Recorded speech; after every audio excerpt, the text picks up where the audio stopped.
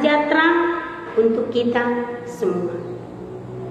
Di dalam Injil Lukas 5 ayat 1 sampai 11 kita bisa melihat bagaimana kepedulian Yesus kepada Simon dan juga kepada orang banyak. Ketika Yesus berdiri di tepi danau Genesaret, orang-orang langsung berdatangan mengerumuni dia, hendak mendengarkan dia. Tetapi sebelum Yesus berbicara, dia melihat dua perahu di tepi pantai.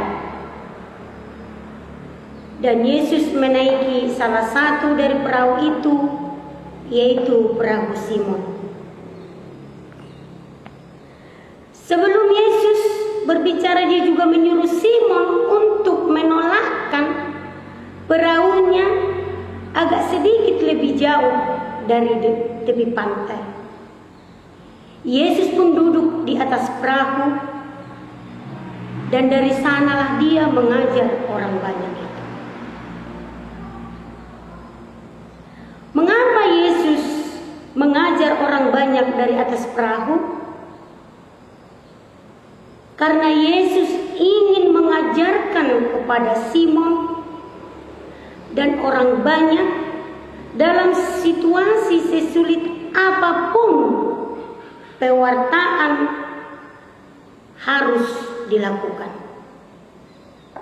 Karena ketika posisi seseorang di atas perahu, tentu akan terombang-ambing oleh gelombang pantai.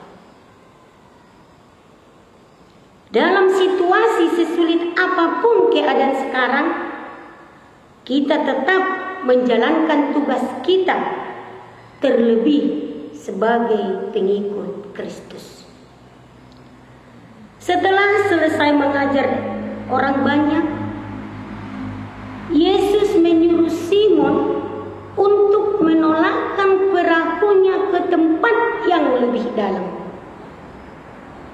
Simon yang pada saat itu belum menjadi murid Yesus, antara ingin melakukan dan tidak melakukan. Karena sudah sepanjang malam Simon berada di dalam pantai, dan mengapa Yesus menyuruh kami untuk menebarkan jala kami? Padahal seekor ikan pun tidak ada kami dapat. Mengapa Yesus menyuruh Simon menebarkan jalannya di tempat yang lebih dalam?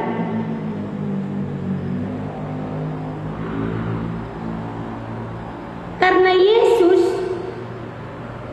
mau mengajarkan bagaimana perjalanan iman manusia itu, di mana di dalam kehidupan ini, jika semakin mendalami sabda Tuhan, akan semakin banyak pencobaan yang akan datang. Yesus ingin mengajak Simon untuk bertolak ke tempat yang lebih dalam agar mendapatkan ikan. Tetapi di samping itu akan ada gelombang besar saat bertolak ke tempat yang lebih dalam. Dalam Injil Lukas ini, Yesus ingin menggambarkan kepada kita situasi dunia saat ini. Dunia yang sedang terombang-ambing oleh arus globalisasi, kemajuan zaman, dan virus corona. Virus corona kini menjadi penghambat bagi kita untuk beraktivitas. Semua kegiatan menjadi beku, baik itu dalam dunia pendidikan ataupun gerejawi. orang beriman tidak bisa mengikuti perayaan Ekaristi dan anak-anak tidak bisa bersukacita dalam kegiatan sekam. Pendidikan iman anak di masa sekarang, karena virus corona atau COVID-19 yang saat ini melanda kita, pola pikir anak menjadi terhambat baik dalam pelajaran maupun iman.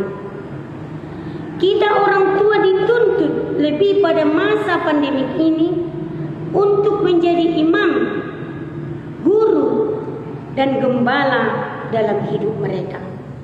Bagaimana caranya? Cukup dari hal-hal sederhana. Mengajak mereka berdoa bersama.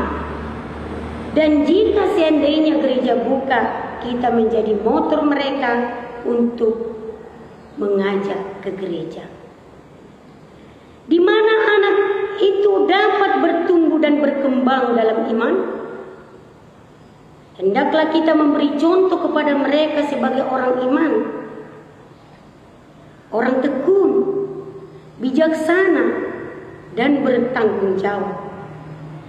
Jika sudah melakukan itu, tentu anak-anak kita akan meneladani kita dan iman mereka akan tumbuh.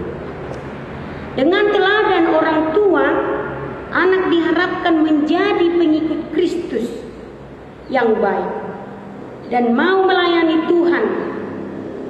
Diharapkan setelah mau melayani Tuhan, mereka diharapkan mau menjadi pelayan Tuhan dan memberikan diri seutuhnya kepada Tuhan, seperti para pastor, biarawan, dan biarawati.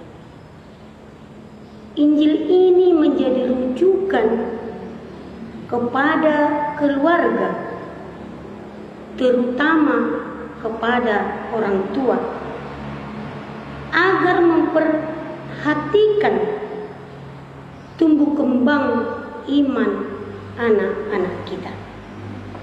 Sebagaimana Yesus yang peduli kepada Simon dan juga kepada orang banyak,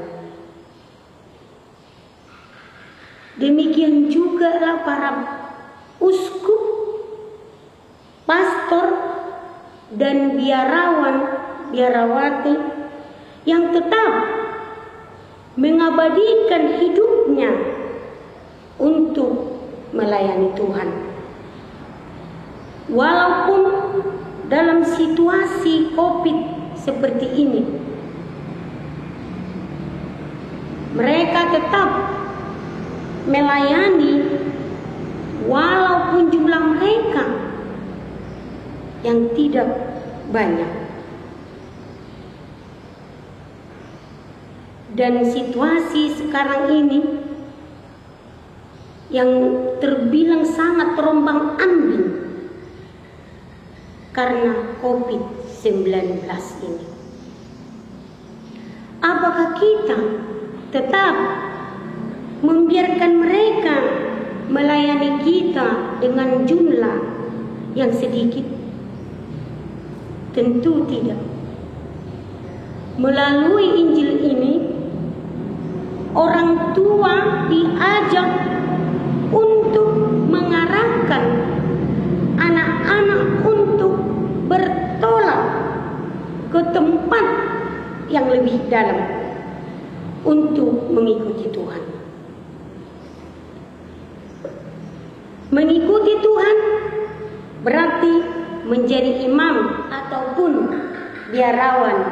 biarawati.